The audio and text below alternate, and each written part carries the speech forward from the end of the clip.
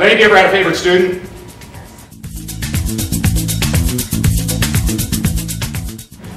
Two of you. Great. Thank you. Way to relate to your audience, Standing. Well, before I taught in Compton and Watts, I taught a little while in Houston, Texas. I taught 3rd grade. And I had a little boy named Howard, and Howard to this day is still my favorite student of all time. Howard was the son of a Baptist minister. And Howard's father spoke like Martin Luther King Jr., which meant Howard spoke like Martin Luther King Jr. And so one day I was reading a book to the kids called Stuart Little by a guy named E.B. White. Write his name down. He's going to be big someday. E.B. You laugh. It always frightens me when I see people writing it down. So after I always read a chapter to the kids, I always have the kids applaud the author. So one day the kids are applauding. One little boy's like, I like Stuart because he's little. And Howard stands up. He's like, don't you get it? Don't you get it?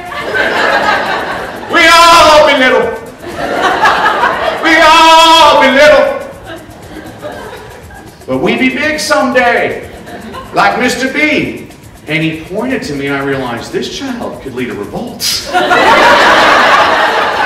And Howard's the reason I became a teacher. I loved his unbridled enthusiasm and I worried to death for Howard.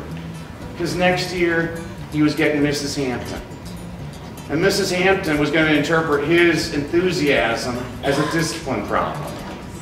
Because Mrs. Hampton is a direct descendant of Darth Vader. Howard taught me one of the best lessons I've ever learned as a teacher, and here it is. Never give a kid an answer. You're not doing them any favors. Equip them with a strategy so that when they go out in the world, they have something they can use on their own.